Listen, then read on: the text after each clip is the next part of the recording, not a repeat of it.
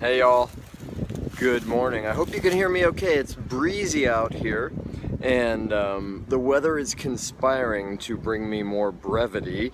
I am Daniel Aaron and it is icy cold here in Buckland, Massachusetts, and I've been thinking of myself lately a little bit like a photojournalist, a photo video journalist who is out here in the field, in the matrix, in the 3D world, discovering and learning and bringing an awareness of our potential, an insight into our potential for peace. And that's really the main thing I'm here for to share with you today, is having seen just a few of the headlines about protesters and anti-protesters, pro-Trump and against Trump, actually getting into fisticuffs, you know? And these are ordinary people, right? They're not in a war, yet what's going on is activating something so deep inside of us, whether it's uncertainty, fear, hate, whatever is the thing that's being activated. Some people are actually taking that to the point of violence. And hey, I don't have any judgment about that, because the truth is we're all violent. And whether it's in our thoughts or our words or in our reactions or our withholds.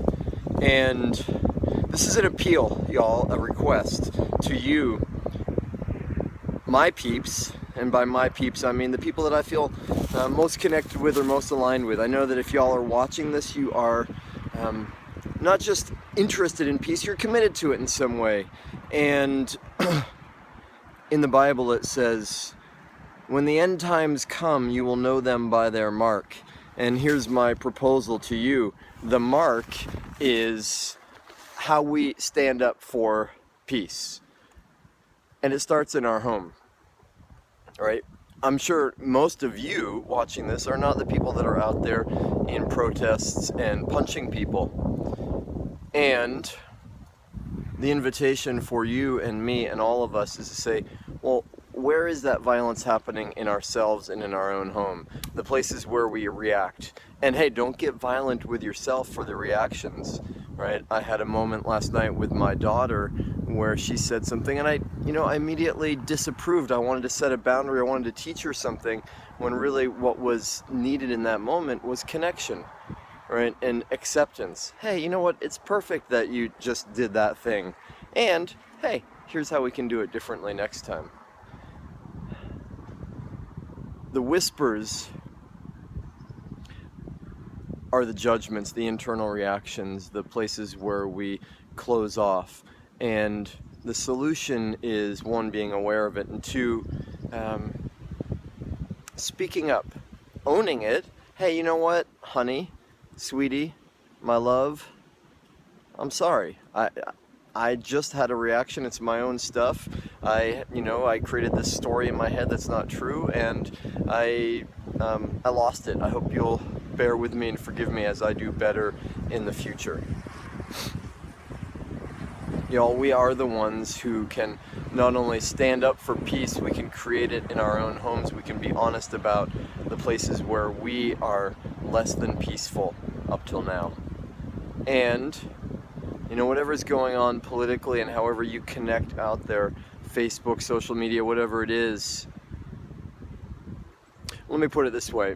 In 1996, just less than a year after a spiritual awakening I had, which I'll share with you more about that soon, actually, and I'll actually go back to the site, so to speak.